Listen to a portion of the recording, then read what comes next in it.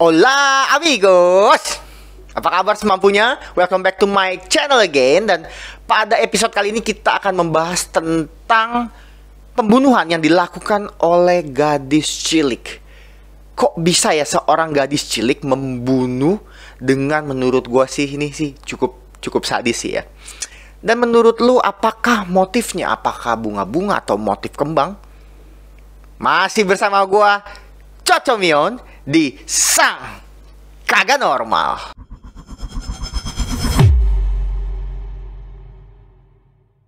Ya, kita mulai dengan nama Mary Bell. Mary Bell itu lahir pada tanggal 26 Mei 1957 di Newcastle, Inggris. Mamanya adalah bernama Betty yang berprofesi sebagai PSK, yaitu adalah penjual sate kiloan di Puncak. Oh, bukan rasanya. Berarti adalah PSK penjajah seks kemana saja. Mary Bell ini lahir dari kandungannya Betty itu pada saat umur 16 tahun. Bisa dibayangkan, umur 16 tahun seorang PSK yang tidak mengetahui siapakah ayah dari anak ini. Makanya pada saat waktu itu Betty lahiran, dia langsung tidak mau menerima Mary Bell ini sebagai anaknya. Nah, dari awal karena si Betty tidak mau menerima si Mary Bell, tapi entah mengapa jadi dirawat, yang akhirnya adalah berdampak kepada si Mary Bell. Ya jelas lah, perawatannya sudah pasti ala kadarnya. Apalagi si Betty itu memang terkenal sebagai alkoholik berat sekali, yang pasti moodnya dan emosinya pun pasti tidak akan stabil. Dan akhirnya yang kita pikirkan pun sama. Mary itu disiksa, ya dipukul, jambak, ditampar. Dan bahkan yang lebih gila lagi, si Mary Bell ini ternyata pun pernah dilempar dari jendela, sehingga dia jatuh loh. Dari rumah, keluar dari rumah, jatuh dari jendela. Itu bagaimana urusannya? Dan si Betty sebagai mamanya sih bilang ke tetangga-tetangganya bahwa tidak sengaja terjatuh, hal-hal seperti itu. Tapi tidak mungkin lah. Memang terlihat banget Betty itu sangat tidak menyayangi si Mary Bell ini. Bahkan bukan hanya dilempar saja, si Mary Bell pun sering dicekoki pil obat tidur atau pil penenang gitu ya. Jadi biar mungkin Mary Bell dipukul gitu, nangis, terus akhirnya dikasih pil itu, sehingga pernah terjadi sampai Mary Bell overdosis. Anjir. Dan mereka tinggal di Scottswood, di daerah Bronx, di daerah Inggris sana. Dan sebagai profesinya si Betty sebagai PSK, dia pun sering menerima tamu yang datang ke rumah untuk ya bertransaksi lah. Dan katanya pun Betty itu mengalami gangguan disorientasi seksual. Betty itu menerima BDSM. Apa itu BDSM? Adalah Bank Dunia Sertifikasi Makanan. Bukan. BDSM itu adalah bondage, ya. Mungkin kalian semua pada tahu BDSM itu adalah bondage. Dan bukan cuman itu, Betty pun masih sering menerima bisnis job ini keluar kota gitu. Ya, dan bagaimana nasib Mary Bell? Ya, Mary Bell langsung katanya hanya ditinggalkan saja di depan pintu gitu. Sehingga Mary Bell itu kan pasti akan nangis karena dia masih kecil kan. Dia nangis, mungkin kedinginan, nangis dan segala macam. Hingga akhirnya nanti ada tetangganya yang udah ambil aja gitu ngerawat si Mary Bell sampai si Betty ini pulang. Dan Mary Bell pun yang kabarnya juga pernah dijual-jual kepada pedofil. Anjir, umur 4 tahun dijual kepada om-om girang yang pedofil gitu. Jadi memang gila, ini semuanya memang kombinasinya memang tepat sekali ya. Disiksa secara verbal, secara fisik, dijual kepada om-om, dikasih obat tidur, dilempar, dia dipukul, ditendang. Ya anak sekecil itu. Maka dari semua siksaan yang diterima Mary Bell itu, sepertinya Mary Bell ini mengalami gangguan yang namanya prefrontal cortex. Apakah itu prefrontal cortex? Saya akan kasih lihat penjelasannya. Loh, bahasa Arab, salah. Nah, paham ya jadi ya. Di usia Mary Bell yang ke-10 tahun pun kondisi Mary Bell pun jadi terlihat aneh gitu. Kata guru-gurunya sih memang Mary Bell itu sebenarnya anak yang cerdas, cantik, rambut hitam, mata biru, kulit abu-abu, gigi kuning. Rambut hitam, mata biru, kulit abu-abu, gigi emas, ada loncengnya. Mohon maaf, ini Mary Bell apa Jingle Bell? Jingle bells, jingle. Dan memang kelakuan Mary Bell di usianya yang sudah menginjak 10 tahun itu memang makin menjadi-jadi sih. Jadi kayak dia pernah ngerokok gitu, terus dia kayak matiin rokok itu ke pipi temennya gitu, kayak diunyeng. Dapat rokok juga nggak tahu dari mana, terus dia matiin rokok di pipinya temennya. Gila. Juga ditambah kebiasaan Mary Bell yang memang ya sama ya, yang jadinya akhirnya suka mencekik, ya kan? Suka menendang, suka memukul, meludah, berbicara kotor, dan juga meremas payudara dan anak kelamin. Nah, 11 Mei 1968, Mary Bell itu bermain dengan bocah laki-laki yang berumur kurang lebih 3 tahun. Dan bocah laki-lakinya itu terluka parah. Kenapa? Karena jatuh dari ketinggian. Dan ya mungkin mamanya dan polisi setempat itu mengira masih itu adalah bentuk salah satu dari kecelakaan. Nah, keesokan harinya 12 Mei 1968 ada 3 ibu-ibu yang rasanya lapor polisi ya, mendatangi polisi melapor polisi karena mereka bilang anaknya tiga-tiganya itu dicekik oleh Mary Bell. Dan bahkan salah satunya yang bernama Pauline itu bahkan dicekik dan dimasuki pasir. Mulutnya dimasukin pasir biar nggak bisa napas. Dan Mary Bell melakukan itu nggak sendiri, sama siapa? Norma itu siapa? Norma adalah teman Mary Bell ya. Namanya Norma agama atau Norma hukum, bukan. Namanya adalah Norma Bell. Bukan keluarga, tapi memang kebetulan mungkin sama nama keluarganya. Nah, Norma ini adalah temannya Mary Bell yang katanya mudah banget disuruh-suruh dan dimanipulasi oleh Mary Bell. Jadi disuruh ngapain aja tuh kayaknya ngikut aja si Norma ini. Nggak tahu maksudnya si Norma ini kenapa sebegitu kagumnya dengan Mary Bell ya. Mungkin kayak misalkan, "Hei Norma, jongkok, jalan jongkok, tiduran, ngangkang." Mungkin Norma kayak mungkin gampang sekali dia ngikutin kali ya. Dan pada tanggal 25 Mei 1968 itu adalah 1 hari sebelum si Mary Bell berulang tahun yang ke-11.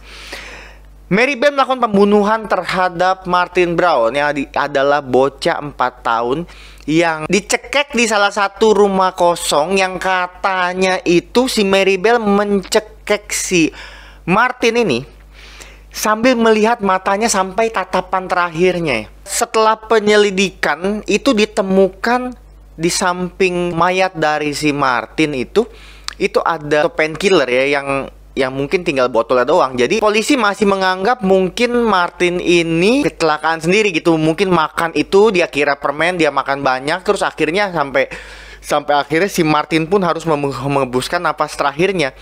Dan polisi juga mengecek tidak ada tanda-tanda kekerasan di tubuhnya si Martin. Dan setelah si Martin meninggal itu, Mary Bell pun muncul ke depan rumahnya Martin mengetuk gitu. Terus dia bertanya sama ibunya Martin bahwa Mary Bell ingin bertemu dengan Martin, dan ibunya pun membalas dengan jawaban yang lembut gitu bahwa Martin telah meninggal, bahwa sekarang Martin sudah tidak ada lagi di dunia ini. Dan setelah itu jawaban Mary Bell pun santai gitu. Dia jawab gitu, "Ya saya sudah tahu, saya cuma mau ngelihat mayatnya seperti apa." Mayatnya seperti apa? Itu kan nggak di umur 11 tahun. Itu kan wow banget. Dan berselang berapa hari, Mary bersama Norma itu katanya menyusup ya, mendobrak tempat penitipan anak gitu kayak di sekolah gitu. Terus dia meninggalkan catatan bahwa dia kayak memberitahu dia yang membunuh si Martin Brown. Soalnya tertulis kan ya. Soalnya tertulis memang di kertasnya itu kayak, "You fuck you Martin Brown, I kill you." Mungkin Mary Bell menulis kata-kata itu mungkin dengan saking dia juga emosinya ya, saking dia juga mengalami hal itu, makanya dilampiasin mungkin ya, "Hey you fucking you Martin Brown, I love you gini."